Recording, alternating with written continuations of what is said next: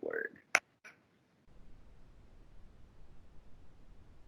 All right, and we're on. Okay, I just want to welcome everyone to the All About You podcast, number 4 with Terrence Gomes, that I met a long, long time ago in the first Tropic Bowl when you guys came down, which was one of the greatest experiences that I had because I was still a very young coach and I was just learning. And Yep. then you guys let me be the offensive coordinator. I actually called like 3 plays that did really good because usually I think it was Raymond. He was playing quarterback, right? One of the topic bowls, he was playing quarterback. Yeah, I think he was. So a lot of his things were just like on the fly, and he was just going. But I remember I gave him a couple routes there that he took advantage of, and we scored on those. I was like, nice. Yeah, we always seem to come down without a quarterback, so that's something that we that we have to change. Right? Now this was I usually get prepared. All right, like I'll check your Facebook and your Instagram stuff. I wanted to come into this one raw because there's a lot of things that I want to talk to you about. A lot of things going on where you are that actually I'm like stumbling with my words. It's just so many things that I want to say at the same time.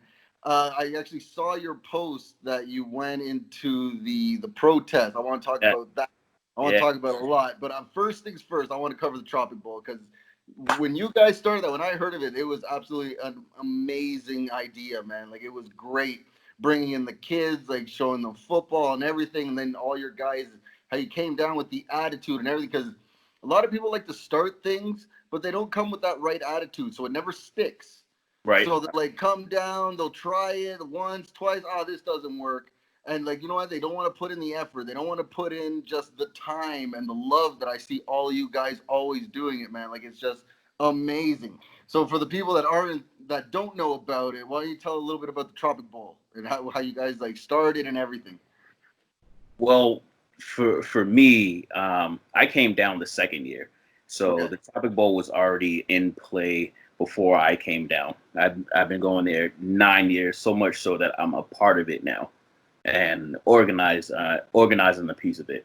Um, Well, 9 years ago, I met Ray. We, Mm-hmm. we were playing semi-pro football up here in New England. We were on separate teams. Always just battled on the field, and that's just where it was. Um, One time, he had posted something about Costa Rica. People going to Costa Rica to play some football. Never played out of the country. Never traveled outside of the country. So Costa Rica was my first time ever going outside the country. Since then, Nice. for like 9, 10 different countries. But that's something that Tropic Bowl has helped me with too.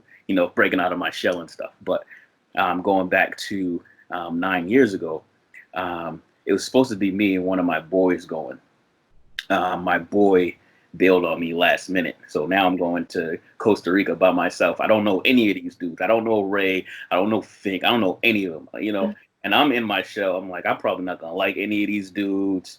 I don't know what's going to happen. I'm in a Yeah. different country, and then you get to the airport in Costa Rica. I don't know what the hell's happening. Cabs all over me. I'm like, yo, man, relax, bro. Like, relax, man. I got this. I think I got this. Maybe I got this. But that first year, it really opened my eyes. I'm like, yo, there's really good human beings out here. And then coming out here and seeing how the kids are there, how they react to us in Costa Rica, opposed to here in New England. It's so much more like appreciation. Like here in New England, like the kids have everything. They have access. Not that they have everything; they just have access to more things. Yeah. You know what I'm saying? But once you go to Costa Rica, and it's just like soccer, soccer, soccer, soccer, and all of a sudden they got football players coming down, and it's just like they appreciate it so much, and it makes you feel so good about yourself. That's why I Mm-hmm. tell people when they come down here, like, yo, like Costa Rica is a beautiful country, but wait till you get to the Tropic Bowl, and like you have to experience Tropic Bowl from the beginning to the end, from Mm-hmm. 9 in the morning to the time the games end. You have to experience that whole thing. You know, even to this point, like a lot of the Costa Rican football players haven't experienced the whole Tropic Bowl. They've only Yeah. the game. You know, they come later on in the day to just play the game, and a lot of them haven't come, you know, at 9 in the morning to try to like really experience the full thing. Like now, we're in, Tropic Bowl 10. We got a lot of them, you know, to commit to coming early and actually seeing it in full. You know what I'm saying? And so we'll get more like exposure. I feel like I'm gonna, if you keep letting me talk, I'm gonna keep talking. I'm probably gonna answer all your questions right now. Go, baby, go. That's the point of this. Keep on going. Oh, answer everything, man. But yeah, man. That's pretty much how it started. It started with my boy bailing on me at last minute. Legit. And that's just how it started, man. That's crazy, man. No. All right, so you grew up football then. You played No, Pee Wee no, or no? no, I actually grew up basketball. I didn't start playing football till freshman year in high school. I played for West Roxbury High up here in New England, and that was it from there. What position? I started off playing wide receiver, Yeah. but I was a lot lighter. I played wide receiver. I played running back throughout my high school years, all the way up to my first and second year in semi-pro. I played wide receiver and running back. And then one of my coaches, they didn't have enough players on defense. Ended up going on defense. I played cornerback. I loved playing cornerback. Cornerback lasted about 2 years for me.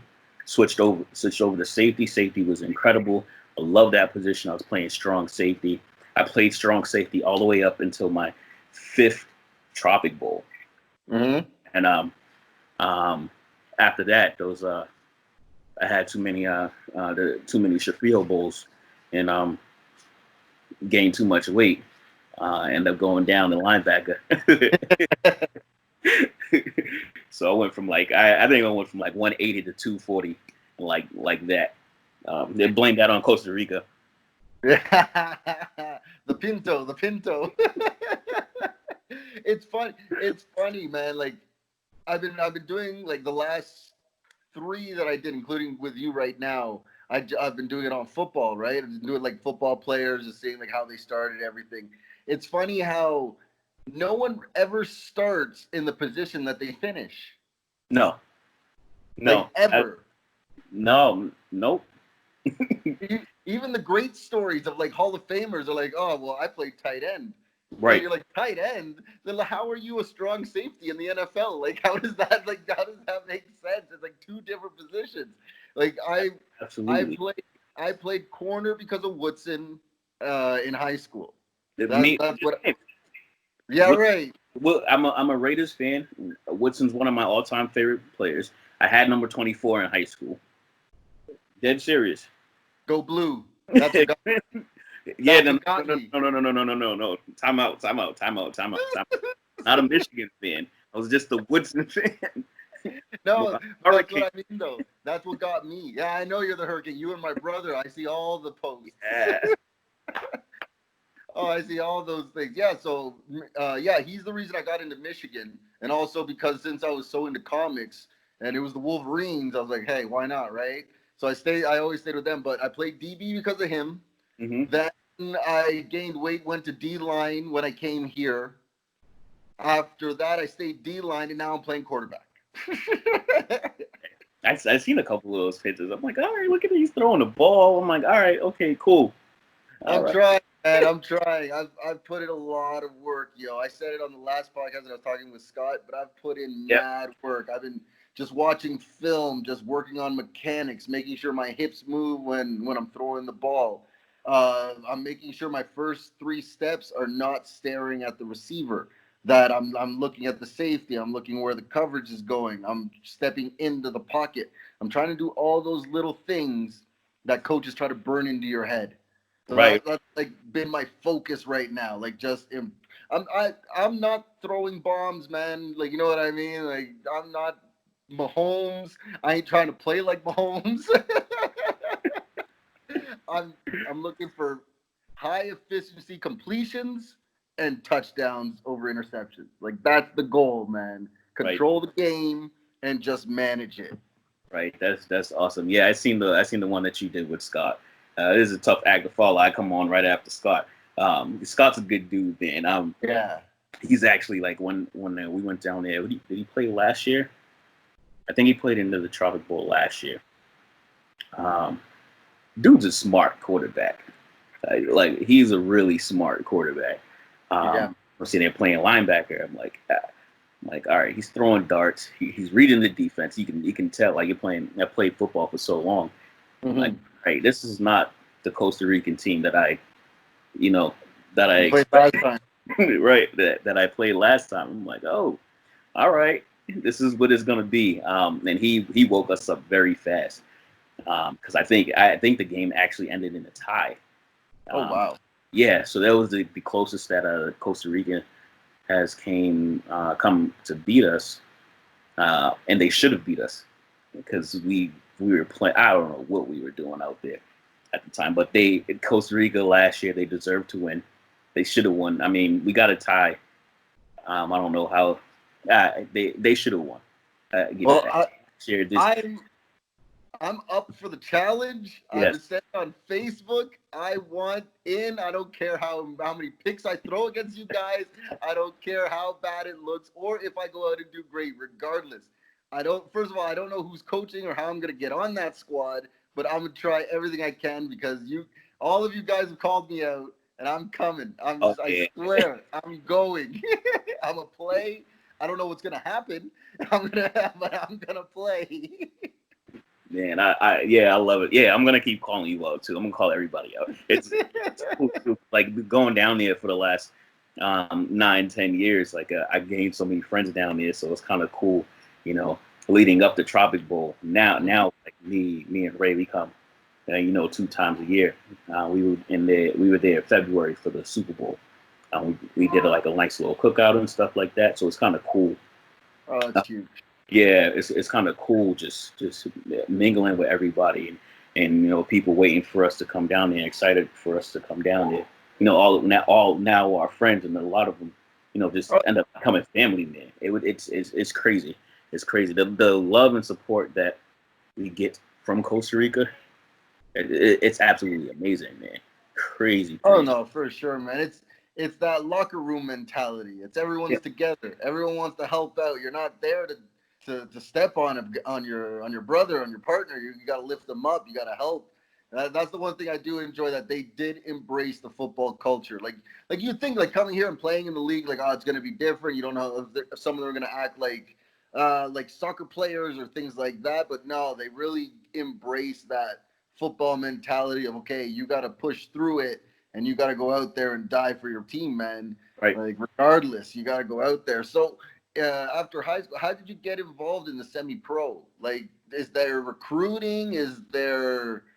I wouldn't necessarily say recruiting because semi-pro as a whole within the country, U.S. Is pay to play. Mhm. And if you know about a team, you can go and you can play. You know, no matter what skill level you are, whether you never played football before or you played, D1 college football. Uh, Yeah.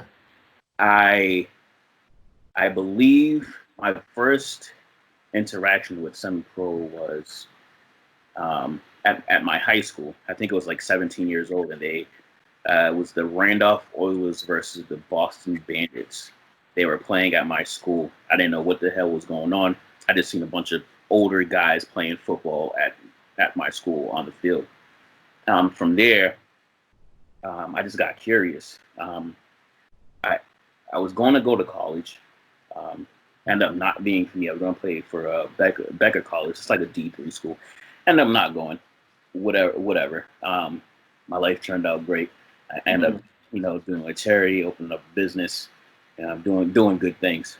But from there, I started off with a team in North Attleboro called the North Attleboro Renegades. So at 18 years old, I was playing with a bunch of grown men semi-pro football.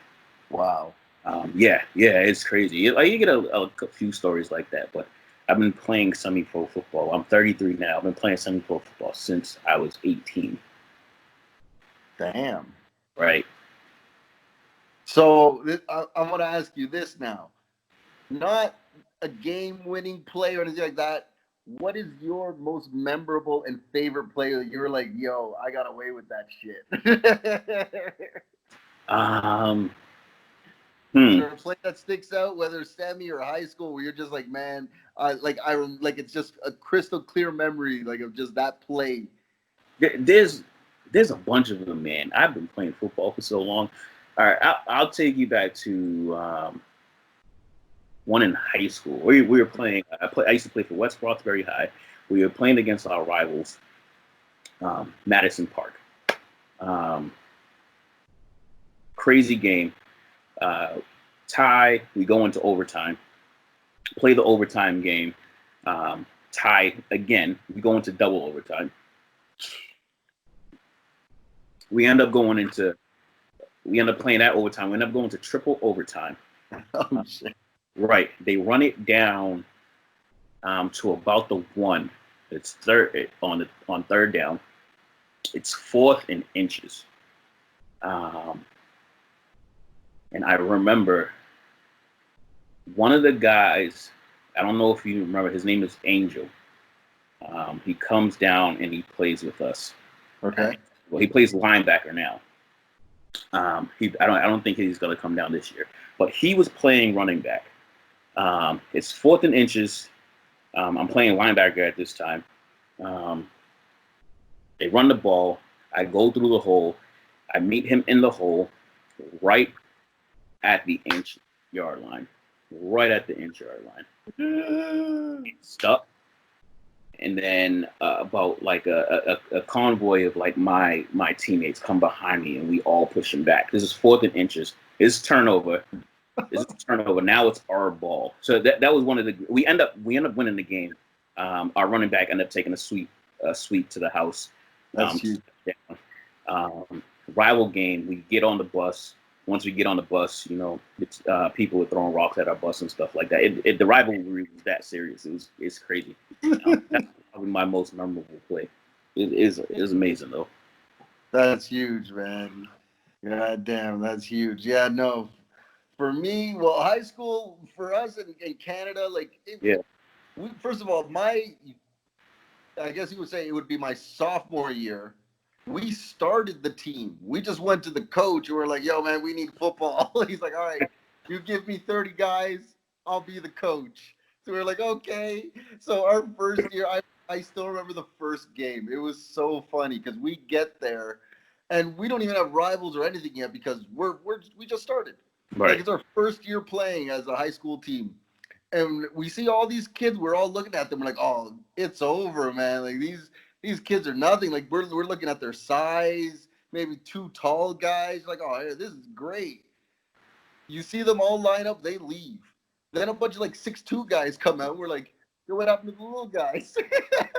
Yo, we lost like 50-0. But like we were like, yo, what the hell just happened? Right. We saw. I'm telling you, they were all our size. They left, and a whole different team came out. We're like, Right. all of us were just like, yo, what is this? Like, we're playing adults here, but I guess they were in high school. Who knows? So after that, like, we went throughout the year and everything. The next year was actually better because that the first year they had me at end, and I was like $160. And so then I went to corner and then actually did good there. And then I would always go play with my brother who would always teach me more and like would give me that confidence. Because when I was younger, I didn't really have the confidence. I didn't like competition or confrontation in any way. So like even playing defense was strange, but I loved the excitement of trying to get the pick. Right. You know what I mean? It was more the pick or the swat than it was tackling for me. Right. At that time, so I was scared to put in the body and everything. So he just kept showing me how to like get a little more confidence here and there, and then just kept playing. So from there, I didn't play again until here in Costa Rica. Yeah. All right. Wow. You know what I mean? And then like now my son here, oh, he's loving sports. Like this man loves sports more than I ever did. Like he has the love at his age that I have for it now. Like we watch NFL, we watch college, NBA, and like it's funny because you say you think Down syndrome, right? Right, And when I found out he had it, first I barely knew what it was. Like right, I knew what a person looked like with it, but I right, never knew what the characteristics were or anything. And this guy gives me a complete 360 of what I was actually like waiting for, what I was right. expecting. So Gotcha. like, he'll come to practice and he starts yelling at my brother and he's telling him to go over there, and then he's looking at me and he's like, you throw there. Like he's coaching and doing his stuff and everything, man. It is crazy. That is, Like the reason I'm bringing this up too, because your son plays, right, as yeah. well. He's 12 now. Yeah, he he plays. He's the laziest football player that you're ever gonna be. Like he's lazy to the point that I can't believe he does what he does on the football field. I'm like, dude, there's no way that you're even doing half of this stuff. No, he's a monster out there, man. Like a Yeah. monster. Yeah. And did he just get into football by himself, or did you get him into it? He wanted to play at first, and then he wanted to quit. He started at 5, so he started really, really young. Contact football at 5 years old. Yeah. Um, he wanted to play. He's seen it, and then they started running laps, and from there he wanted to quit because he's seen how long the laps were. He's like, I don't want to run this stuff. To this day, he doesn't want to run laps or anything. Anything. Till this day, you know. Um, but once the game started to kick in, he started to like it. So at the beginning, we played in Boston, and his coach didn't really let him do much. He played the line. He played linebacker. He played D line, and that was about it. It wasn't until we moved to the suburbs out in Weymouth um, when he really flourished as like a running back because they gave him a chance to run the ball. They were like, there's about there was like 2 black kids on there. Like, oh, a black kid, he's gonna play running back. So that that was my son, and he just happened to be good at it. um, so he just like he just completely just took off with it. Like I remember, speaking, I'm scratch my most memorable play because this is probably the most memorable thing that I've ever. Um, Me and his mother misjudged the time of his game, so he got to his game late. Um, so when we get to his game, the game already started. Mm-hmm. They're on offense. I take my son out the car. I tie his cleats. I get him ready. Put his helmet on. Game's already started. They're mid play. I was assuming just before you continue, I was assuming that you guys got there late, not with him late. No, we got there with him late. All right, go on. This is a few years ago too. So we get there to the game late. I get him out the car. I'm like rushing, tying his cleats, getting his helmet, getting his mouthpiece, getting him all, making sure he's all good. So we get to his field. His coach looks over. He sees us walking. He's like, Amari, get over here. And Amari, hurry up and run. Hurry up. They're on offense. They're backed up into their end zone. They're like on the 1 yard line. Legit. Um, typically, like a coach is like, man, you came late. You got to sit down. Whatever. Yeah, whatever. Yeah, whatever it is. So he gets in the game. I think it's like third and like 34 or something. Like I don't know what happened before we got there, but it's like third and 34. He gives a sweep to my son from the end zone. My son didn't warm up. He didn't stretch.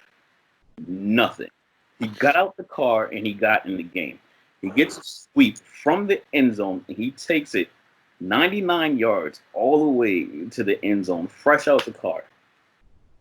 Fresh out the car. I'm like, and it happened so fast. I didn't have my phone out, like nothing, because I didn't expect him to get in the game so fast. I didn't expect him to get the ball as soon as he got in the game. So I missed the whole thing, and that's the memory that's not recorded. I got all the other runs except that one.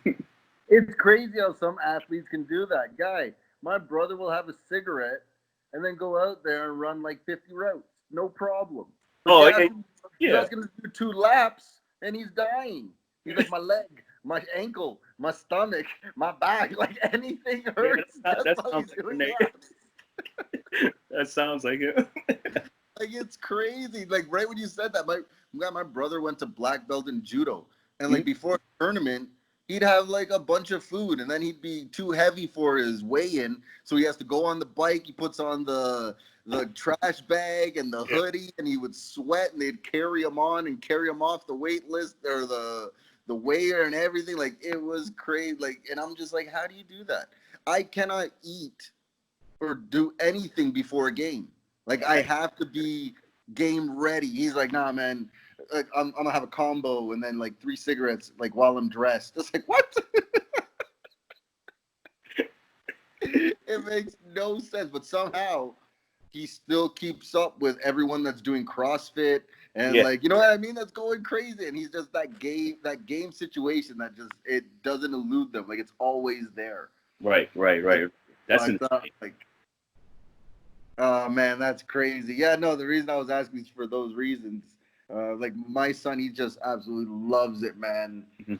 Uh, I bought him a little Nerf ball. Yeah. He can grab it with one hand and bring it back and just throw it now. He's trying to catch, but then when I throw it, he still thinks soccer, so he'll like head it. I'm like, what are you doing? It's the wrong ball. But right now we're on the topic of sports. So the first thing I want to know is you are a New England fan, right? Oh, absolutely not. Absolutely not. All Yeah. right. I'm an Oakland Raiders fan. Oh yes, you just said that earlier. My bad. It was just I was thinking that because I had a conversation with Ray because I was like, all right, so how about without Brady now? Huh? He's like, I'm in Tampa. I'm fine. I was like, I see.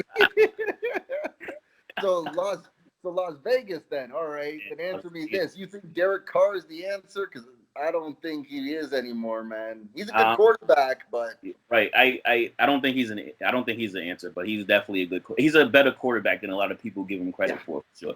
oh You know, yeah. a lot of people's like he sucks and blah blah blah. Like, nah, this dude when they were winning, he was a top 5 quarterback Yeah. statistically. You know what I'm saying? So I don't know. I maybe it needs to be a different atmosphere, or they need to put better athletes around him. Um, I definitely think that Amari Cooper wasn't it. That was one of the most inconsistent wide receivers that I've ever seen. Um, when he's on, amazing. When he's off, Mhm. horrible. You know, so that reminds me. He kind of reminds me of. I hate to compare it to him, but it kind of reminds me of that Darius Haywood Bay pick. Oh, Super talented, and he just couldn't transfer that's an any. Al Davis pick though, man. That's a crazy Yeah, Al pick right there. He's big, he's fast, and he's black. Take him. that's I want him. that was it, man. That was it, man. And that's what they did with what's that dude? What's that dude? His name Henry Ruggs. Is that his first name? Which Their one? their first round draft pick this past year. Well, this year. Oh, it was the Clemson end or the No, Clemson guy, right? no. They picked the wide receiver. They Ruggs from Alabama. Oh, okay, yeah. Yeah. They picked him number one receiver overall over C.D. Lamb and the other kid from Alabama. Yeah. I know which one you're talking about. Yeah, it would, and that I don't know what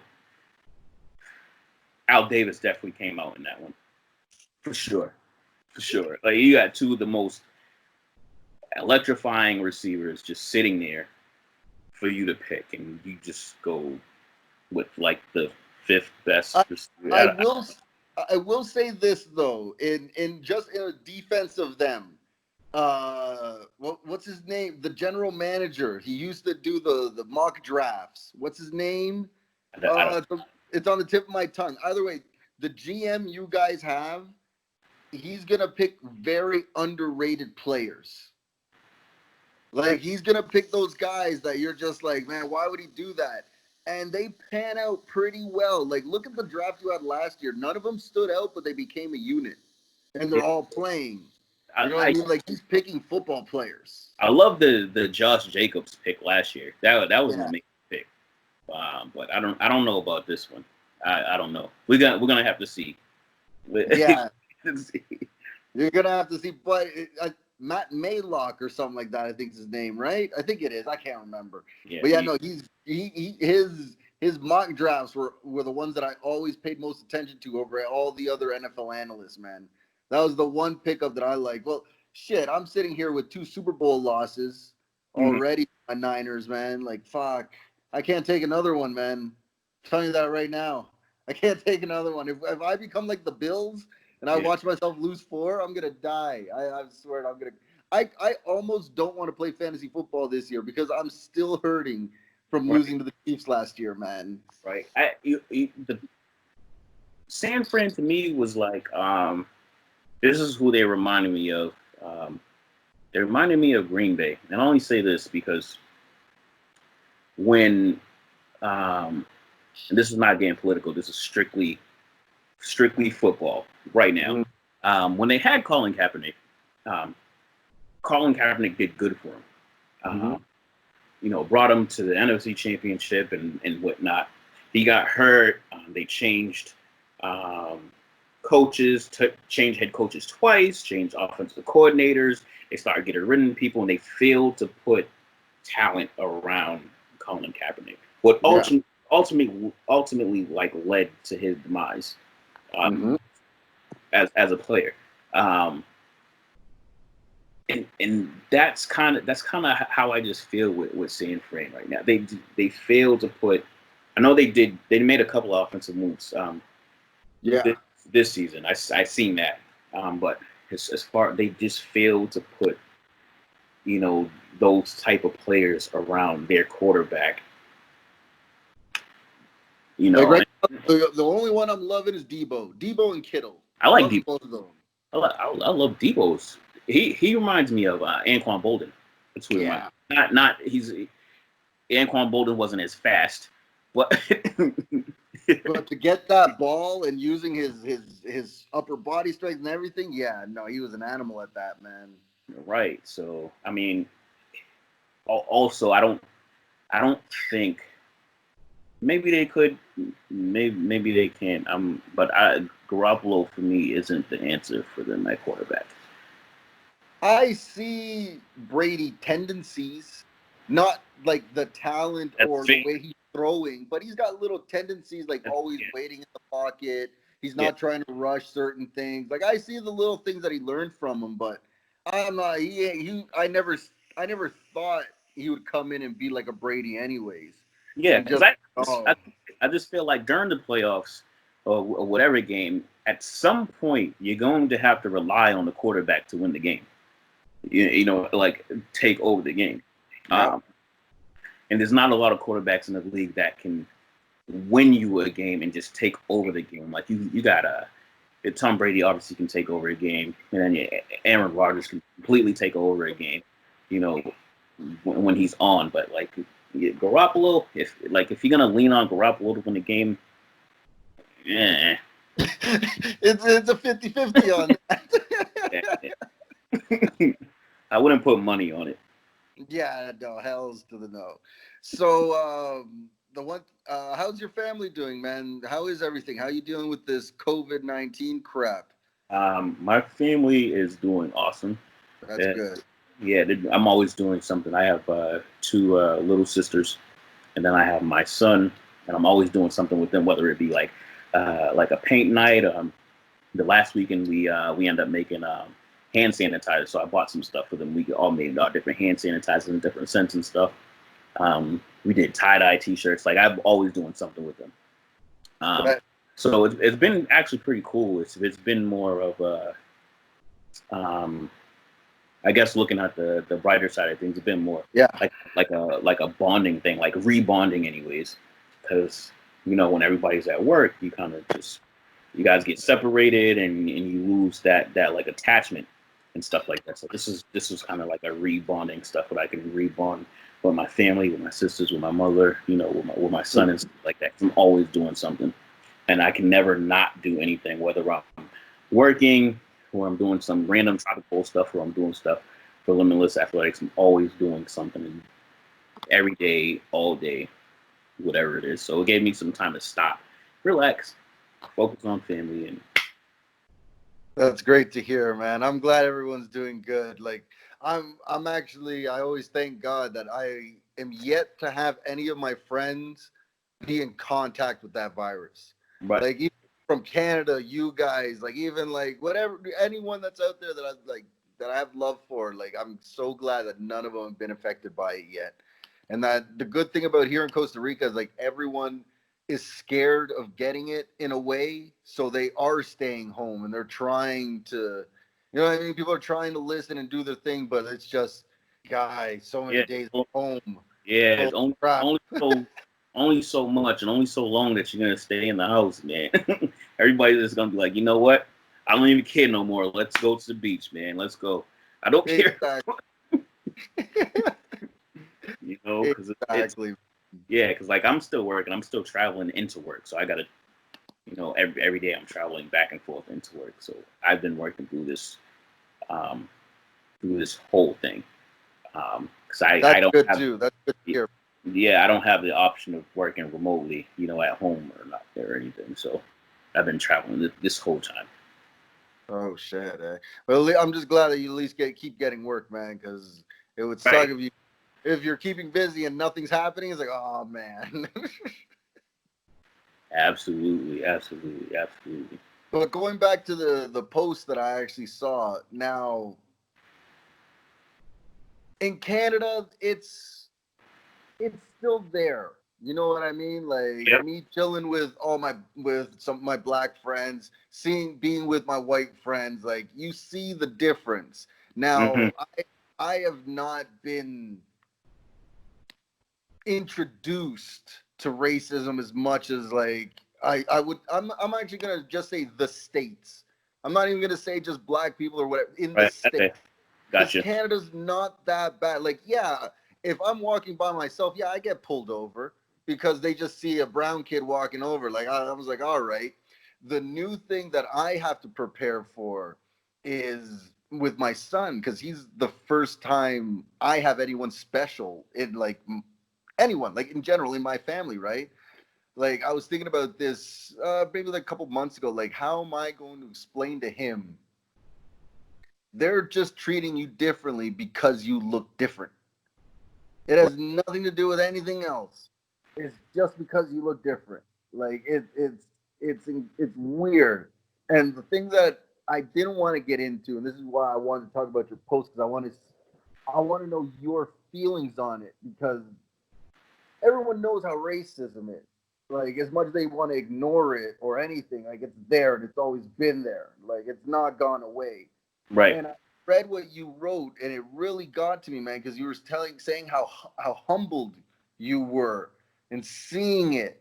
And I just want to know, like, what was your experience being there, and like, just like you're saying, just being proud of like seeing the movement and people coming together and trying to change the the situation of what's going on right now. Like, how was it? Like, because I'll never understand that. It's beyond my understanding. It's something that, fuck, man, you only see it in like movies Right. unless you live it. Right. Right. So first off, the protest itself in its entirety was amazing. Like from beginning to end. Most of that the stuff that people see on TV, a lot of that is that lingering crowd that stays after or whoever it is, but it's not the majority of the crowd. Because Mm-hmm. believe me, if it was the majority of the crowd, 10K people, 10K plus people that was in Boston, a lot more would have been. You know what I'm saying? But I can only I can always explain to you the stereotypical stuff that Mm-hmm. uh, that Black people in general go through, because it for the most part minorities go through a lot of this stuff too. But I can always tell you the stereotypical stuff. You get pulled over by the cops and all that stuff. But for me and my personal experiences, Mm-hmm. um, I've never had good interactions with cops ever. Never. You know what I'm saying? And that's sad. Even from when I was, I was a kid. I was a young kid, 14 years old. Never had a positive interaction with a cop ever. So there's that. I was growing up. I was always taught to you don't talk to the cops. You don't talk to the cops unless I'm around. If they pick you up and they bring you to the station, you don't say nothing until I come. You ask for your mother. I was raised by my mother. That's just what it was. Um, when I go into stores, I'm a big black guy. I'm 240 pounds. I go into stores, they'll follow me. I go to Macy's, they'll follow me around. I go into whatever department store, or clothing store, or jewelry store, whatever I'm going to, they'll Get follow me that around. eye. Always. I've done had you know old ladies cross the street because I'm walking by. The whole nine. Anything that you can think of, it's happened. Have police pull guns on me. I have police pull batons on me for no other reason than they find a black man intimidating. You scare me. I'm not gonna say it, so I'm just gonna do this to whatever, because I feel safe doing it or whatever. Yeah. You know, but those are my experiences, just to put it lightly. But Mm-hmm. the protest in itself, when I went there, and when I say it was humbling, I say it was a humbling in a sense that I didn't realize that the protest was going to be that diverse, so to speak. And in my post I mentioned, I looked on the side of me, and it's this little 14-year-old, and then look on the other side, a little Asian lady. I look behind me, and it's this like white army guy, and I'm like, yo, this is crazy. Like this is amazing. Like the energy there was amazing. The people there were amazing, and just like Tropical, everybody was there for one cause and one goal. You know what I'm saying? I've done charity work for the last before Tropic Bowl, before I was going into boarding homes, and helping kids like Two Strike, kids, helping them out and stuff, delivering socks because they didn't have socks, running programs because they were stuck in the boarding home all day, all week. Um, I've been doing that for like 13, 14 years, so I've in this specific time was like, I felt in order for people to really respect my word and what I say, because I do speak a lot on my Facebook, whether it be like social injustices or supporting the community. In order for people to respect my word, I have to be on the ground with the people. Mm-hmm. You know what I'm saying? That's how I felt. So I'm like, this is the perfect time for me to really go out there and mingle with people and be on the ground with people, and everybody be there, for the same exact goal. And the energy there it was just amazing. It was the same energy I feel when I'm at the Tropic Bowl, and I feel that same energy, and that's an energy that I can't explain. It's an energy that you would have to like feel. You don't have to be black or a minority just to feel that type of energy. It was amazing. It was just amazing. But the whole process was amazing. I've never seen anything like it. Um, Literally, we were shoulder to shoulder. Even through this whole pandemic thing, there were people going around in the crowd with masks. You guys need a mask. They had hand sanitizer. You guys need some hand sanitizers or whatnot. Like it all around the protest was amazing. So like it kind of I'm not it kind of hurts when I see all these posts about the looting and rioting and stuff like that, because you see that all over the world, and it's just like, what? like I was there, and like this is what it was, man. This energy and this humbleness that I got from it was, this is what it is. This is why I do what I do. This is why, um, I've joined Tropic Bowl. This is why me and my boys started Limitless Athletics, to feel this energy. And we're not doing it uh, not only to help people, we're doing it because it makes us feel good too. Like, people don't understand, like you guys, like Costa Rican football players, the Costa Rican kids, um, the kids here, the adults here, the events that we put on, we learn so much more from you guys, than I can ever teach anybody. You know what I'm saying? It literally, it was just unexplainable, honestly, unexplainable. But that's it. I feel you, man, and I'm thinking about this situation, kind of like trying to connect with what you're saying, and I'm trying to think of it in a sense, like in an experience that I've had. And the best thing that I thought of was there's two situations. Like what I was saying, I knew, sorry, nothing about special abilities, special kids, special nothing. Right. So the very first, what was it? What was it? It was almost like an event. It was just all of them coming together, right? It was two events. But the first one that I ever went to, Gabriel was still, he was still what, maybe less than one, something like that. And I was I was raised in a bubble, in the sense of my mom and my dad. They were like, okay, we got us, and it's always us, and it's family. You know what I mean? Like, there was my dad's side and my mom's side. My mom's side, mostly everyone died. My dad's side, they were kind of like on the fence. We talked to them, we didn't, blah blah blah. So like, I was always very just family oriented. I didn't branch out the way that I do now. So we go to the event and everything, and this kid, Let me take this off. We getting yeah, personal. yeah, it's getting hot. It's getting hot. Get that. I had this mask on this whole time, man. Man. It's This is all my best good, side, man. man. It's all good. Go So ahead. this kid, Listen. he's maybe like 14, 15 with Down syndrome. Yep. And he looks at me and he's like, I know you. I'm like, no, you don't. He's like, yes, I do. Gave me a big ass hug, and that was my introduction. I was like, Right. okay, there's no personal bubbles here. There's no Right. No. there's no walls, no nothing. Everyone's coming together, and you just see everyone treating everybody different or equally. Like, it's funny how I talk to my son, and a person in public will talk to my son, because we never talk baby to him. I've always talked to him like he's 14. I say, hey, what's up? What's going on? Like, never, hey, what's good? Like, never. So when we're in public and people talk to him like that, he gives him like a screw face. He's like, what are you doing? He's just like, what? Why are you doing this? Like, it makes no sense. So that's just like one thing of everyone coming together.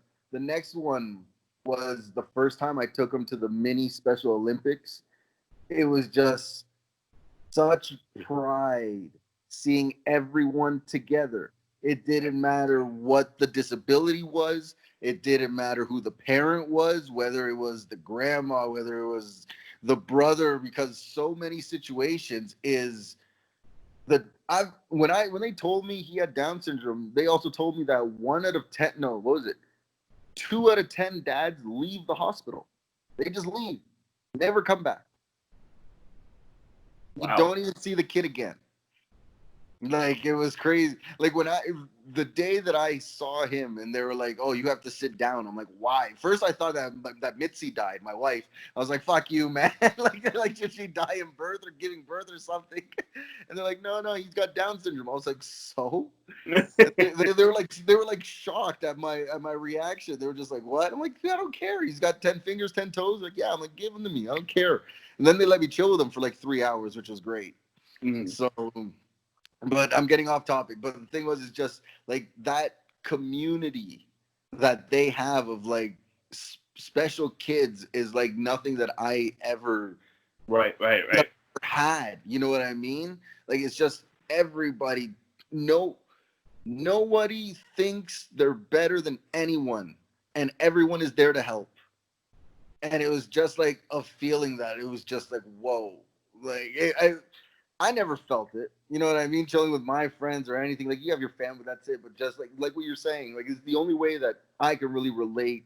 You know what I mean to what you're saying, like to that feeling, because it's it's something that you just can't describe. Right. You're just there, and you're just like whoa, like this is more than me.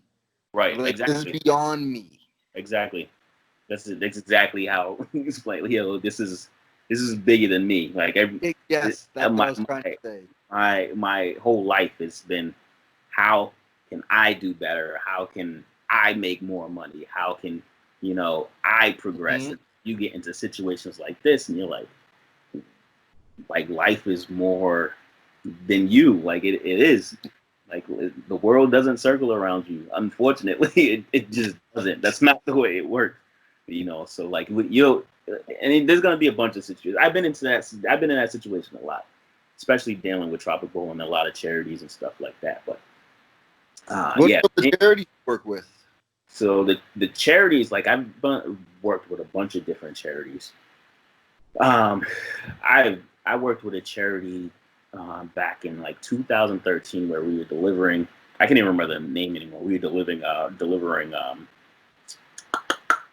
Thanksgiving dinners to like elderly. I've done a lot of different stuff. Like I was telling you about the kids in the boarding homes and stuff like that. I've done soup kitchens. Um, what else? I've legit. I've done so much charity. It, and it's cool because like doing that, a lot of people, a lot, and to this day, like into like the 30s and 40s, people haven't really found their purpose. I'm 33, and I feel like I found my purpose a long time ago. And I think that at that point, your life, as far as finding yourself, is pretty much complete. Like you find your purpose Yeah. in life, like like word. This is what I want to do. This is what makes me happy. It wouldn't like that. And I think that's how I gauge success too. Is how happy you are. A lot of people gauge success financially, or you know, who got the best Jordans, who has the most expensive house, or who has the best car, or whatever. Like I just gauge it by happiness. Like yo, I'm happy, and I don't care what I have, and Hmm. that's it. Like personally, like I don't care. Like oh, you got new Jordans, cool, whatever. I don't. I'm rocking my Adidas and I'm still Yeah, happy with yeah. you. I don't use like. Yeah, man. Like I get my sneakers off freaking eBay for like $40 now. Like I don't care what I have on. I don't care. So like literally, it's how happy you are. Like are you happy with what you have? You know what I'm saying? Like you have all the money in the world. You see all these rich people, they committing suicide and stuff. They got all the money in the world, Yeah. all the access to anything they want, and all of a sudden you see them overdosing, or they're doing some weird stuff in which they're committing Yeah. suicide and stuff like that. Like it shows you there that money's just not everything, and that's not how you gauge, success. The happiest people are the most successful people in the world, and that's just how I feel about it. No, I completely agree, man. So let's big up your business that makes you happy then. So Oh, okay. what exactly what you do then, man? So it's called Limitless Athletics. Um, we started off um,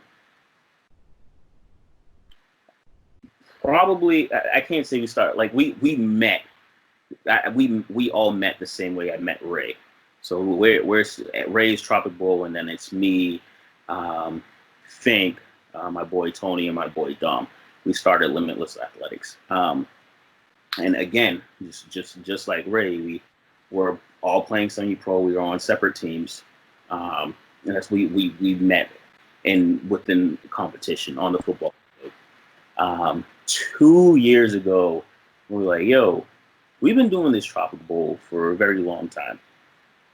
We each already wanted to do something along the lines of what Limitless Athletics is, anyways. It's a sports program, and we're dealing with football players and young athletes and stuff like that. So why not, you know, do what we're doing now down in Costa Rica and do it in Boston, in New England.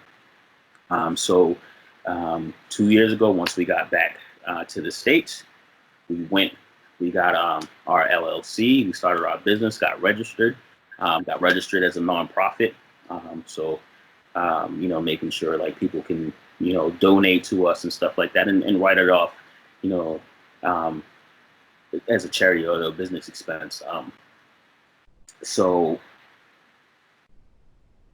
as a whole, Limitless Athletics, and we wanted to do something bigger with Limitless Athletics, because here in the States, there's a lot of sports programs and football related programs or basketball related programs and stuff like that. We wanted to do something different, and we want to do something bigger and on a bigger scale. So we mainly focus on football as far as sports, but then we do trade programs. We partnered with Apple, doing computer coding classes, doing art programs, doing music production, stuff like that. We're in the process of doing basic law. So we have a group of lawyers in which we're going to get some space in which they can teach these kids some basic law, so these kids know what to do from the time, you know, their first interaction with a cop. Because like you at a young age and you come in contact with it, you're nervous as hell. You don't know what the hell to do. You know what I'm saying? So it's like we once that whole Colin Kaepernick thing hit, it really was like, you know what? This is something that we need to do within our community and in the inner cities for these youth. Yeah. So we end up doing that. We end up getting a sponsorship from Gatorade. So we got Gatorade to sponsor our program and Tropic, which is amazing, because that's a huge like sponsorship. Like they're not giving us anything financially, but the fact that the name is on our product, it'll gain more attention. They can give us free free beverages and stuff like that, free backpacks, and hopefully we can get a bunch of this down to Costa Rica. This is why you'll see all our posts like we need the donation, man. We got to get all this stuff down to Costa Rica. So, we don't want to keep any of this stuff here. Like they're giving it to us, we want to bring it all down there. This is what they're giving it to us for. And as you know, in the past, like a lot of our players and some of the coaches, like we bring down so much stuff, whether it be like cleats, equipment, just anything that we can possibly bring down to Costa Rica. We pretty much bring. So we get a lot of the people from Tropic Bowl and a lot of our connections to help us out with Limitless Athletics, because we run on community donations within our own community, which is awesome, because this is who we work for the most part. We work for the moms and the dads and the kids around the community within the inner city. It like literally I can talk like days about Limitless Athletics. We've done so much within 2 years of Limitless Athletics. It's amazing. And we just I have really great like friends and partners. It's kind of weird just calling them partners, because politically speaking, or whatever you want to call it, that's what they are. We had to sign all the documents and stuff like that. They've been really became like close friends. We have awesome conversations. We have great meetings and stuff like that. Like I can literally talk for days about this, but it's been an amazing like role, amazing experience, like just doing Limitless Athletics, like and it's to the point where I feel like as much as we've done, I feel like we're still not doing enough, and not as big as we should be. That's how much work we put into this. Like every single day, this is what I think about. Is Limitless Athletics. Even though I have a 40 plus hour job already, but I'm working for Limitless Athletics while I'm at my other job. Like I'm on a computer just research and stuff. It's cool. It's amazing. It's amazing. I'm glad that I took the risk and really did this with the people that I'm doing it with. You know what's fantastic, and one of the reasons why I have the smile on my face while you're explaining everything is I swear I can feel the love that you're like that you have for it. Because when you have passion for something, that's when it comes out. That's when people get like they get attracted to it. They come to it. They want to hear more and everything. Like you know what I mean? Like I can hear it. And it's just it's amazing, man. It just goes back to what you were saying before. It's not a measure of the fight of how much money you're getting. It's how happy you are. Really. And you can be the It's that richest simple. man out there and be broke as hell, but you have what you need, not what you want, but what you need. Absolutely. Like for me, I'd never be rich financially. I'll never like I'll give it all away. Like honestly speaking, like I never will be. I give it all away because that's what I do now. Like I'm just gonna give it away. Like I'm good with what I'm doing right now, you know. So yeah, but it's been an amazing journey, man. I look forward to what we have going on and the things that we have planned on in the future, man. Really, So, really. so being a basketball guy, are you LeBron or Jordan? I was an Iverson fan. I Growing, I was all Iverson. Iverson. That was it. That was it. I literally stopped watching basketball for the most part when Iverson retired. I was so dead serious. He retired. I'm like, this football, like, basketball will never be the same. That's it. It's over. Like it's over for basketball. Um, but as far as that conversation, um, I wouldn't say I'm a big fan of either of them, but I side with LeBron. Um, Considering his basketball skills and what he does on on a bigger scale off the court, like what he does off the court is completely amazing. yeah, No, and maybe that would go to my biases, but as a professional athlete and the platform that you have, what you do on the court and what you do off the court, that for me, that's what makes you one of the greatest of all time. And Jordan just doesn't do that for me. Like it's I, no, no. Jordan was on the court. That was it. Like, he was on the yeah, court. it is what it is there. You know, I can't really go too much into it because like I haven't watched as much basketball lately. Like I said, I really stopped watching basketball when Iverson. I I was distraught when Iverson retired. Distraught. Even when he left Philly, like I was hurt. You know, so like, Like three. what happened? Say that again. He's back in the big three. Oh yeah, right. Oh man. Here's your chance to see him again, though. Yeah, no. See, I grew up with Kobe, All right. so Yeah. into the Lakers. Like when I had a choice: go with the Raptors because I'm from Toronto, or stay with Kobe and the Lakers. I was like, I think I'll stay with Kobe. I'm like, they just got Shaq. I think I'm gonna stay. Yeah. You know what's funny too. You saying that whether it be a Lakers fan or a Toronto fan. Like I don't know anybody that's a Philly fan. I know a lot of people that's an Iverson fan, but I don't Yeah, know anybody that's a Philly fan. that's So not from Philly. that's like I don't even know anybody from Philly that's a Philly fan. I think I know two people from Philly, but still. Now, But like that's how much of an impact that Iverson had, n- not just on the game, but just on a whole city in general. You know what I'm saying? Like it's just it was Iverson that was it. all right. Now, correct me if I'm wrong, because I know Raymond was there. Was it you and I that had the argument about Suicide Squad and X Men? No, no, I don't get into those. Or it definitely was. Okay, okay. I was like, wait a I'm just trying to remember. I was like, wait a minute, I can't remember. It started with someone that I couldn't find the post.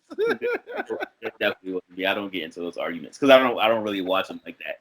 I watch them like every night. If I'm bored, I might watch some of those stuff. But honestly, if like all I watch is like documentaries and stuff like that. I don't really watch a bunch of that stuff, which is Yeah. yeah, it's really I don't really watch any of that stuff. Um, like I don't even own video game. Like I don't have a video game system. I haven't played video games in like 15 years. What? Come on My, now. I'm older than you and I played video games, my, guy. yeah, my son thinks I'm weird as hell. I don't play video games. I don't have a video game system. He's like, Dad, I only want to come to your house. I'm not. There's no game system there or nothing. Like, you can bring your PlayStation. Like, I don't care. I just don't play Now, it. now here's a question I always it's my repeating question that I ask on all my podcasts, especially to the dads out there.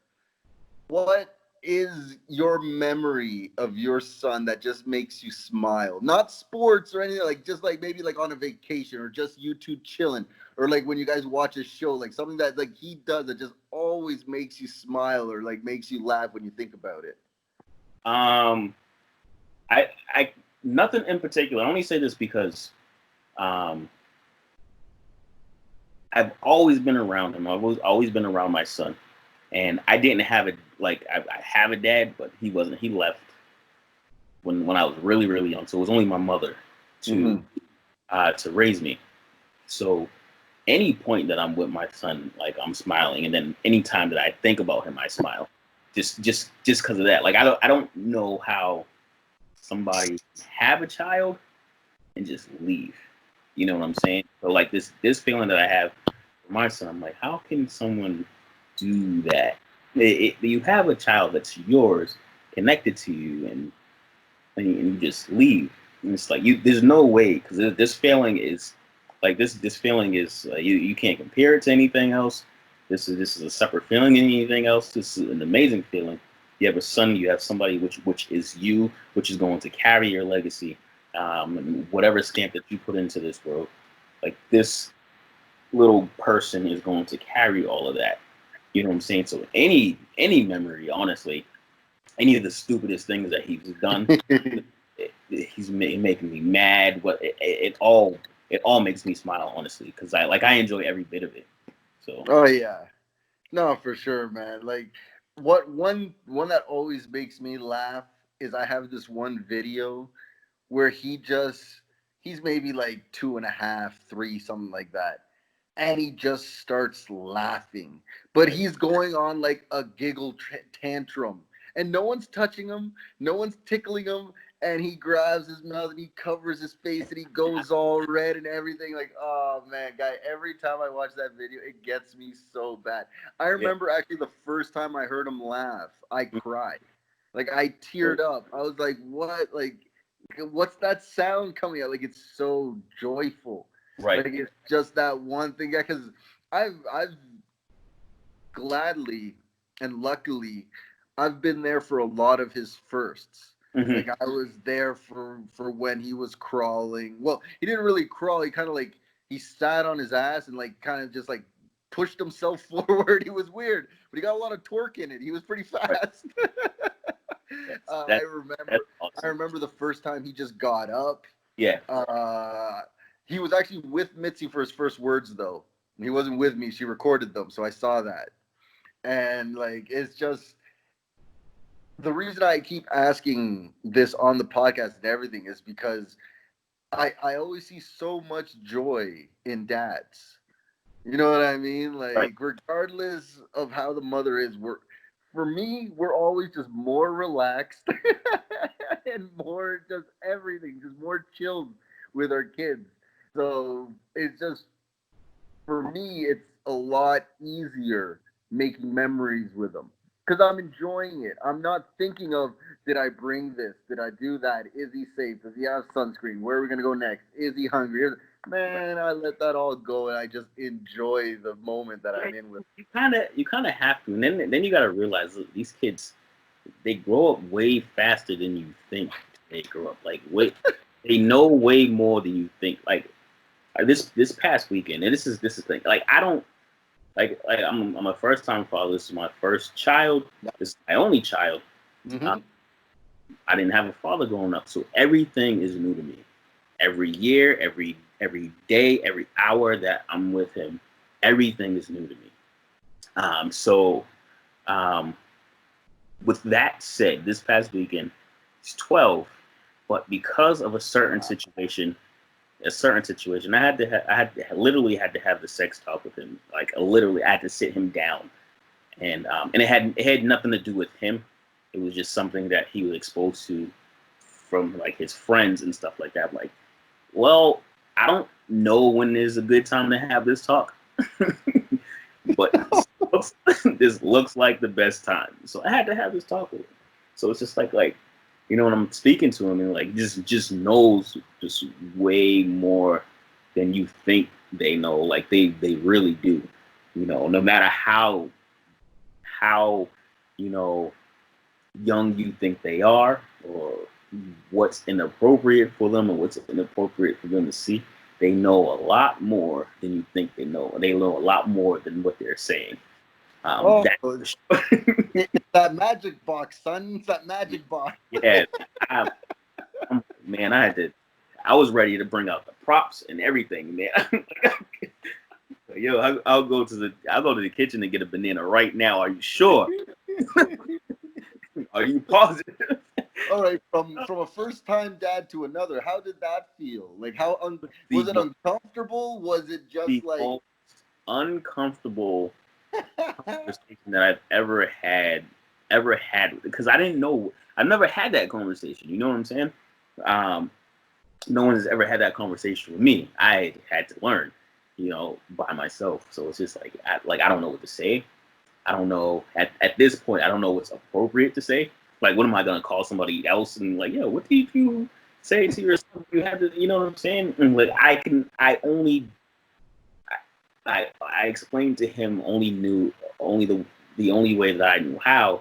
Like, I'm very raw and like, I don't lie to him. Like, I'm not gonna hide anything from you. So that's how I explained it. I explained it to him the only way I knew how. He's like, he knew. I'm glad that he knew, a lot of the stuff that I was talking about, because it made it a lot more bearable to talk about. You know what I'm saying? So I'm like, my dad's speech to me was, if you get a girl pregnant, you fucked up and you're on your own. I was like, okay, first son, right here. Like, I just made sure he didn't mess. Yeah. Like, yeah, and it's like, I'm not like, for me, like, I'm not condoning anybody to have the sex talk at with their child at 12 years. No. I don't know how young or how, like, what's the starting point or when you're supposed to have that talk. I just know for me, like, a certain situation happened. I felt like I need to talk about it, and then the conversation needed to be had, and we'll put it like that. So, but we got through it. He understood what I was saying. I'm like, all right, perfect, and it, got a big weight off my shoulders, and I'm like, all right, cool. It's just this. I cannot relate to this generation. I can't. Right. It's just the train of just the way that they think, the way that they just everything. I cannot relate to it. And I'm not even talking music. I'm just talking more just how kids are growing up now. Like, yeah. Yo, I didn't know anything about, like, first of all, I didn't even care what a naked woman looked like until I was like 15, 16. Like, right. All I focused on was sports, outside, friends, and hang out. And video games. Like, that's all I cared about. Yeah, you know what's funny is that like, this whole generation, like, a lot of people have bad things to say about this generation, like, for whatever reason, not realizing that they raised this generation. Like, you completely raised this generation, but you have so much bad things to say about this generation. This generation is extremely smart, and I believe that this is the generation of change, like, within politics, within just what goes on in everyday life. This is the millennials and whoever's coming after them, like that. Those are the generation of change. I'm saying these kids are extremely smart. They know what they want. They're being more financially smart now. Not only being financially smart, because the baby boomers sit there and mess up mess up everything. Oh, you guys need to buy a house and stuff like that. And, when they went to go buy a house, that house was like friggin' 10K compared to what the houses are now. You know what I'm saying? Trying to tell a millennial to buy friggin' $1 million house with whatever money they have. But like this generation is extremely smart. Um, and I believe there is going to be the generation to change. I've been lucky enough, like I'm 33, so I've been lucky enough to like be on both sides. You know what I'm saying? I get to really interact with the kids, but I'm also 33 years old, so I kind of get both sides. But this generation is extremely smart. We'll just put it that way. Yeah, see, I'm only 36. We only have 3 years difference. Right, right. So like me and you almost had like the same childhood. Because 3 years ain't shit. I maybe have been finishing high school. You're still getting it. You know what I mean? It's still the Right. same thing. It's different, like because my niece, she's like out of all of Mitzi's family, she's the one that I consider like she's mine. Like I understand, like she's her sister's, but like I helped raise her. I do whatever I can for her. I'll take her to school. I pick her up. You know what I mean? Like I'll when she calls, I'm running. Hmm. Like that's how much I care about her. And just seeing the way that she grows up and the things that she cares about and think I'm like, why do you're 11? Why do you care about these things? Like when her days before her birthday, and she says it to me in Spanish, which makes it like 10 times more funny. But I was like, so it's your birthday. How you feeling? She's like, oh, every day I feel older. I'm like, bitch, I'm like, you're 11. How are you giving me this line? Like you're acting like you're 25. Like one thing I did notice about this generation is think they think they're so old when they're young. Like Yeah. just be young. Right. Enjoy your childhood because once Right. you're older, and I don't want it back because I enjoyed my childhood. Like there's a lot of things I didn't do, but I enjoyed and actually had a childhood. You know what I mean? I played. I scraped my knee. I did everything I needed to do. You know what I mean? Hang out with my boys and fucking not just worry about, oh, what school am I going to go to? Oh, what am I going to do with here? Oh, where am I going to go here? Oh, well, this kid's already got a head start on me, so I need to like, just pump the brakes, Yeah. do thing, and just live your life. Like the ambition is good, but Mhm. it's also bad at the same time. Yeah, I agree. And you know what? It's not a lot of fault of their own, man. It's a generational thing. Yeah. It's generation. It's technology. All that plays a part of it. And then you get somebody like me raising a kid. You think that my kid probably wouldn't become materialistic, but it's the circle too. Like he goes to school and he sees all that, and they're buying Jordans, and he's like, yo, what's all this stuff? He's like, Dad, can I get some Jordans? Phone? Can I get an iPad? I'm like, dude, you know what I'm saying? I don't even have all that stuff. But it is what it is. Like it's generations change, and that's kind of what it is. You just have to adapt to it and figure out different ways to keep them active, to keep them outside, and be really active in their lives, like physically active in their lives. That's one thing that I had to learn. Like if you sit there and rely on technology so much, they'll sit in the house all day on the phone, playing on the phone, playing Fortnite or whatever it is. You know what I'm saying? This is why I like going back to what I was doing with my sisters and my son, like doing the tie dye and doing the hand sanitizers. We'll go out and play back. I'm like, yo, put your phones down. Let's go. We're about to go outside. We're about to go play some basketball. We're about to do something outside. I don't know what we're gonna do, but yeah, um, to the point, like they have these apps on the phone in which you can shut down the phone. Like they're only allowed to go on the phone for like 2 hours a day for all my son and my sisters. You can shut it down as soon as you use your 2 hours. It's up. Let's figure out something to do. We gotta go do something. We want to play a board game. I got Monopoly. I got Jenga. I got anything that you can possibly want, I got all that stuff. And so it's adapting um, to the generation that we are now, really. Yeah, because Gabriel over here, I'll give him pen and paper. He Hmm. doesn't want to do anything. Right. Like he'll scribble, or I try to like get him to do letters or whatever. He just kind of just does. Just he's like, oh, okay, here you go. I did it. Leave me alone. Hmm. But I got this one app because we put him in this. It's called Montessori. It's like a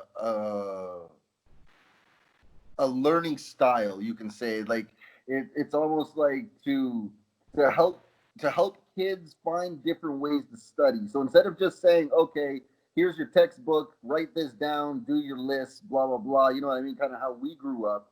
They'll be like, okay, well, if you don't understand this way, I'm going to try getting you this way, or I'm Right. going to go this way. And it's more of a way for them to try to try to find the way to make the kid listen, Hmm. or like get him to enjoy doing the school without thinking it's just work.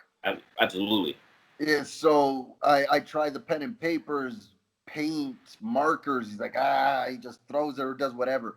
I get the one app where it's like tracing and everything. Oh, he's zoop, zoop, and he has everything down packed. Like, you know what I mean? It's Right. just going back to the different of generations. One time, my mom, who's 65, she's like, I'm locked out of my phone. And again, this is Down syndrome kid, right?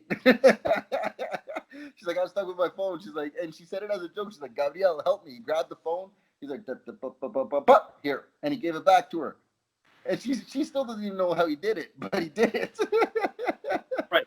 Right. Like, but the good thing about him is I can at least say, like, even when he has the phone, and let's say like he had it for too long, I'm like, hey, let's go outside and throw the ball. He throws that phone, puts his shoes on, and he's ready to go outside.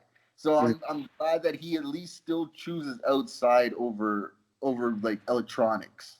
Hmm. We'll see what happens later in life, but at least at the moment, I'm trying to get him. Like, guy, he took me to run routes the other day.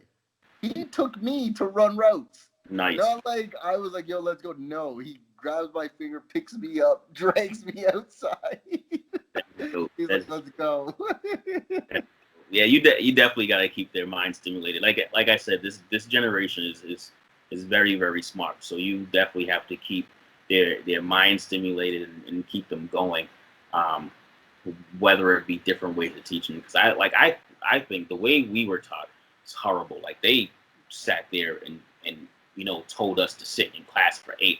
You're telling young kids to sit in class for 5, 6, 7 hours a day. Sit there, pay attention, don't move, don't talk, don't laugh, don't joke in class. Like all these kids full of energy, you expect them to sit there and not say anything all Yeah. day? Yeah, man. That's yeah, no, that's not how it's gonna go. No, and then that's when you get these kids that supposedly act out, talking in class and having full of energy. Like, no, they're kids. Like, Yeah. you got to adapt to them. You have to teach how they learn. You can't sit there. You just can't sit there and keep teaching people the same way. Everybody doesn't learn the same way, and that's Yep. the reality of it. But yeah, that's And that was the point of this school, because he was in the other school and he just kind of did stuff to copy people. He's like, right. all right, we're doing this, so I'm just going to do it. But he wasn't really learning anything. That's the one thing that I've learned about. And, well, it's probably every school system, right? But at least like right now with him, because I understand there can't be a teacher on top of him, because that's what a tutor's for, right? Like to just go the one-on-one. But like these teachers that are saying like, hey, I have experience with a special kid, it's like the second that the class is too full, as long as he's in line for Right. not even learning, as long as he's in line, they just be like, oh, okay, he's doing fine, but he's not learning anything. Exactly. Like at all, like until now, like we were saying, the reconnecting aspect that you were saying earlier. Like, just I finally got to see how he is in class. I've heard the stories. I've talked to the teachers, done the parent teacher conferences. I'm like, oh, okay. Now I see it because I've had to teach him myself, and I've had to find the different angles, and I've seen him throw the paper, and I've seen him just go no, and just like shut off completely, Right. where he doesn't even. I do not exist anymore. Exactly. Like here, I don't know how the school system is in Costa Rica, but here, like they're so quick to, you know, you go get your child checked out. You know, maybe he has ADHD or ADD, or maybe he needs medicine so he can sit still. Like, no, man, he is being a child. He is being Exactly. a boy. They want to go and play, man. They want to see different colors. They don't want to see four walls all day. That's not what they want to do. Nah. It's your job to figure out the best way to teach these kids, and that's what it is, man. I like school. That's a whole nother topic that we can Oh. go days about. Oh my goodness. Oh man. Oh no, for sure, yo. But yo, hey, I am going to just say I appreciate this so much. Like for real, man. You were actually one of the first people I reached out to, and you said yes, even without like hesitation. Yeah, I of course. appreciate it so much. And you know we're gonna do this again, right? Like, oh, I'm gonna come back. I'll do it again. Before you go, I want to speak about real quick about Ah, the Costa Rican football as a whole, man. What yes. the hell is going on, man? Yo, I was supposed to play down there last year uh, with the Bulldogs. I was supposed to play with them, and then so much stuff happened. Like I don't know the details or whatnot, but so much All stuff right. I'm tonight. I'm a, all right. I'm gonna be really, really, real with you. All See, right. Let's see what the comments say under all of this, because probably some people are gonna be like, "Oh, screw oh, you! You don't know nothing." I'm not even gonna be politically correct. I'm all right, gonna just tell you exactly how I see it. All okay, right. yeah, So this is what's going on now. For 10 years, Costa Rica has always had one person in charge of the league. yes, Every time that has happened, it's never worked out. of course. It, I'm They not don't. even I'm not even talking greed or not. I'm not even saying any of that. It just has not worked because after a while, it's for me, sadly, the presidents are always attached to another team, which means Yes, they have an agenda, which exactly, means they're looking out for their people. absolutely. Just let. So, so after a while, the smaller teams and they just feel that their voices are not being heard because they don't care. Now, the players leaving for the other teams, that's a totally different conversation because that's also with the organization. You need to try to keep your players happy, right? Exactly. So you can't just cry, oh, he's leaving here, leaving there. No. But back to the original. So there was three teams right now. That's all we had. It was because after the I'm even gonna say it like this: the debacle of the final last year, the Bulldogs broke up. Yeah. So once they broke up, some came to us, the Pumas, others went to Toros and Lions, and they all went around. So after that happened, there was only three teams: Pumas, Lions, and Toros. Yes. So from there, it was it came down to this, man. There's three teams in the league. Why do each team, let's say they have 40 guys, why does each team need $50 a player? It's only two games, man. It's four games. Hmm. Why? It made no sense. Right. Like we can make a tournament for three teams much cheaper than the original price that was being set out there. Gotcha. You know what I mean? It was pure economics. It was just like, yo, why do we have to do this? And at the same time, we can all work together and Absolutely. see what we can do to like make the league better. Bah, that went to shit. So it was like, look, I then, I seen then the whole thing explode on. exactly. So and then you got the CRFL out there Yeah, that's still yeah, trying to stay alive. All yeah. right, cool. I Do your see thing. it, man. You know what I mean? I ain't good. Yeah, Again, I said it before and I'll say it again. You give credit where credit is due. The season that he did, he kept everyone afloat. It was a good season. It happened. Great. But the next season, it was just it it didn't it wasn't as appealing as it was made out to be. gotcha. So it was more, okay, look, the way that we've been doing it is broken. Let's try another way. Hmm. So right now, all the teams are trying to just talk together. Yep. So they made it's not making a new league. That's the thing. Everyone's taking it as, oh, everyone left CRFL to create their new league. It's like, yes and no.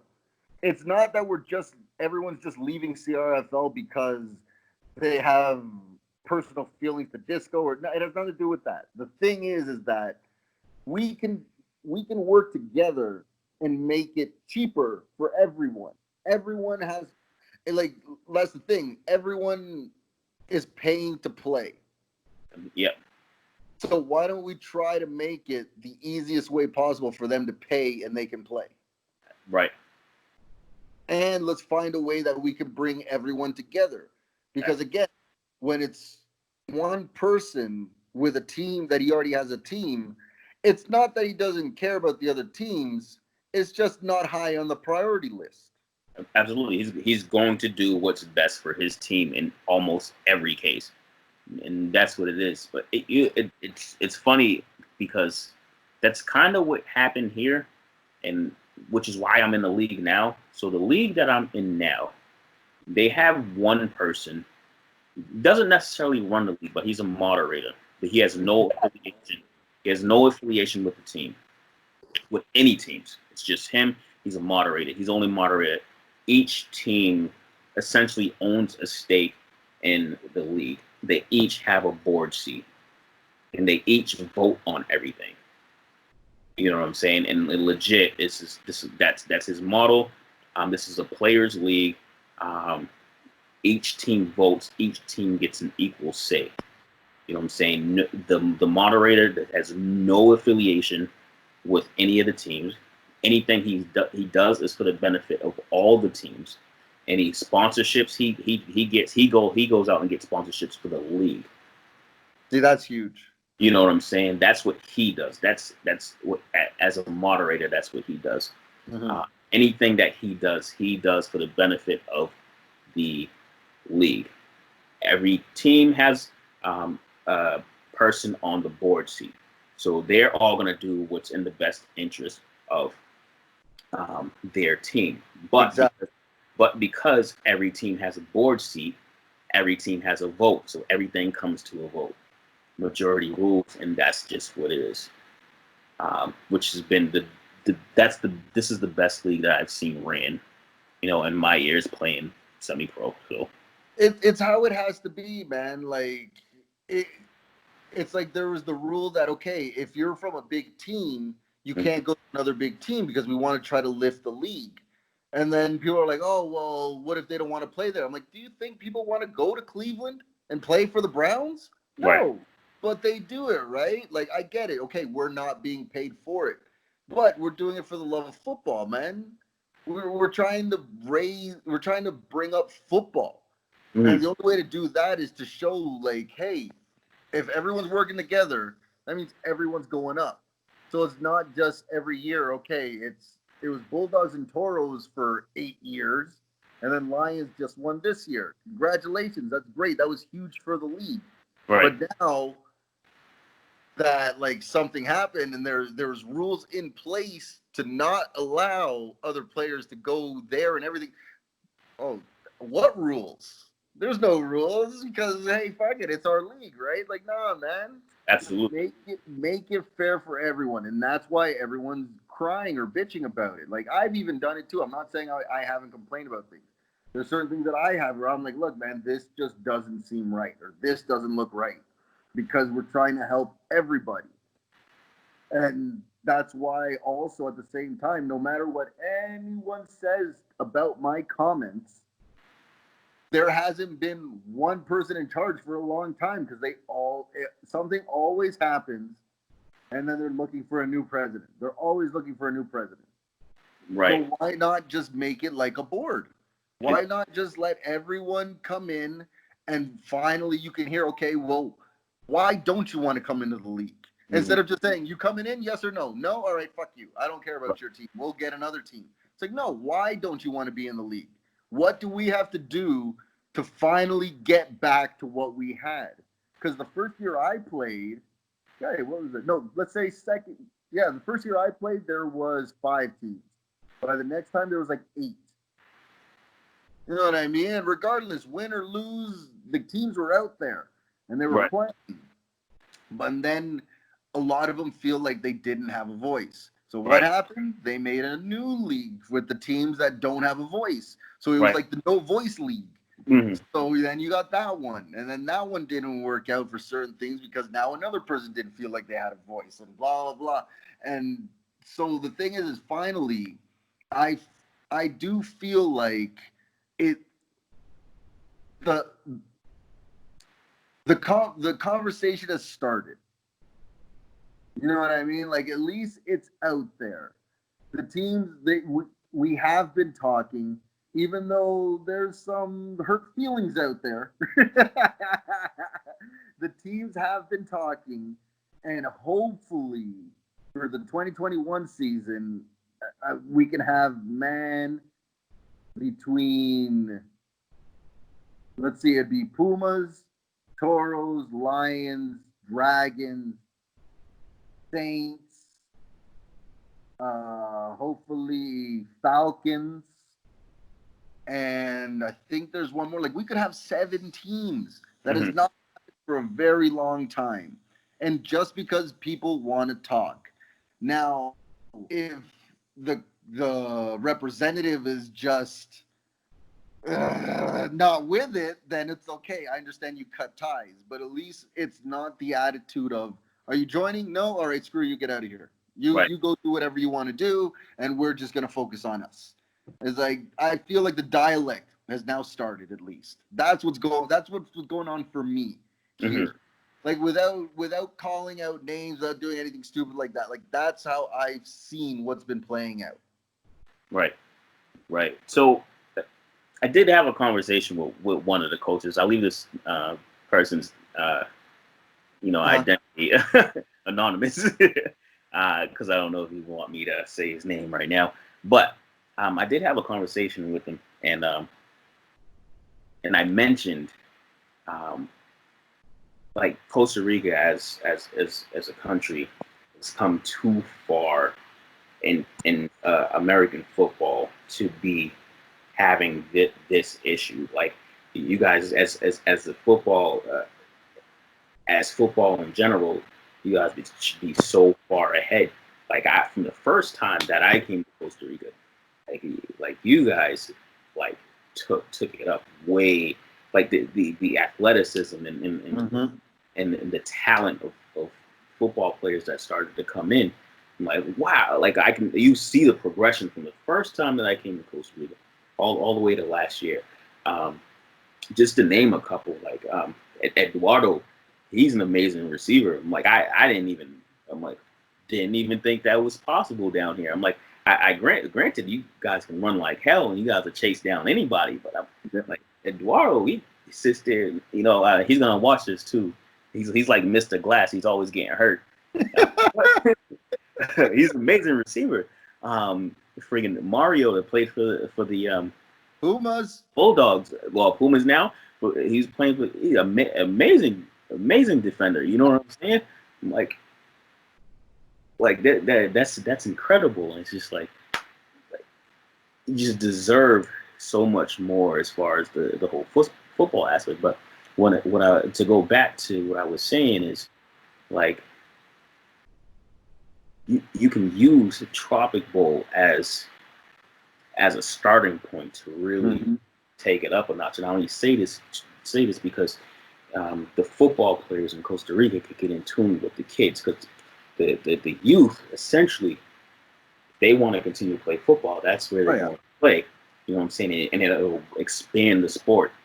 It'll expand and give you guys more exposure um, as far as American football within Costa Rica. So to have all those players who play in Tropic Bowl, they come late. You come at 9 in the morning and come chill with these kids and Mhm. come train some of these kids because ultimately, right where you are, they're going to be and they're going to be taking over all these teams and they're going to be the players that are going to expand the sport. You know what I'm saying? So, like I mentioned that, like, yo, Tropic Bowl is a perfect place to Oh yeah. as a starting point. Um, get into it, and it doesn't even have to be Tropic Bowl. Like get to these kids, man. Get some of these start some camps and stuff like that. Because Yeah. ultimately, Sure. legit, like the youth is the future and everything in every aspect of life. The youth is the future. So it Oh, and only Gabriel's makes gonna be there. sense. Hey, Gabriel's gonna be there this year. He's gonna be there in the morning, so I'll be there. Awesome, awesome, man. I can't wait. This year, Tropic Bowl, man. Hopefully, man. I'm like it's not a matter of if it's a matter of when it's going to happen. Yeah. Tropic Bowl is going to happen. We're having Tropic Bowl. We worked too hard not to have it. You know what I'm saying? You Yeah. just make sure Charlie calls me because I know he's gonna be the coach. I Yeah. don't think he's gonna want to, but you gotta make sure and dog him and make sure he calls me because if not, how am I gonna come up to the challenge? I'm up for it. I'm there. I I'll told you I don't. If you pick six me, I'll just put my head down and Uh, I'll throw no, it again. man, I don't pick six anybody. If I mean, I'll catch it. I probably want to run about 20 yards, but that's about it. Not going anywhere near the end zone. Yeah, but like, we got so many things and so many things that we have going on that we're bringing down here. Like this year, I decided to get turnover chains, so I have like 4 turnover chains coming down. So any defensive player Bastard. any defensive player who gets the most picks in the game, they get to keep the turnover chain. Um, we have the MVPs going. Um, we have a signed helmet from I don't know if you remember Andre Rison. Oh Uh, fuck. I have a signed helmet for him. Is going to be given out to the MVP. Oh Uh, wow. it's so many things that we got this year. Um, we can't wait to bring all this stuff down. Whether it be new helmets for like the kids, we got so many things, and then That's huge. on top of that, like the Gatorade thing was just amazing. You know what I'm saying? And like of course we appreciate everybody from Costa Rica and all the football players and the families and kids that allow us to do this stuff there. Um, so yeah, man, we got so much stuff coming. We just can't wait, and hopefully they give us a field soon so we can get down there, man. That's huge. That's huge. Actually, here, before I even get out of here, come here. Come say what's up. Come here. Say Hey, what's up, my man? How you doing? hey. And he's Oh, already knocking. He's like, Papa, Papa. I was like, all right, I guess that's my cue. right. That is hilarious. That's awesome. Yeah, but no, again, yo, I so appreciate it, man, for reals. Like it. I was so it's still nerve. I still get nerves doing this, but I'm so excited doing this at the same time. Right. It's awesome. It's awesome. I appreciate it though, man. I love having these conversations, man. It's dope. It's dope. All right, no, but we're doing this again, like for Oh, real. I'm more than willing to come back on, man. More Perfect, than man. willing. All right, hey, have a good night. Be Yes, sir. safe, and fucking just from the bottom of my heart, appreciate this, man, so much. And I'll probably have this up. Give me maybe like a couple days. I'll have it ready for you. All right, man. I'll probably see you within the next month or so, hopefully. Oh, for sure. Again. You have to get if he's coaching, you have to get on him, and you got to tell him, look, I don't care if he only plays a quarter, but you got to bring him in. I got you. I got you. All right, brother. Stay All safe. right, Joe. Yeah, man. You too. Good night. All right, peace. All right, let me.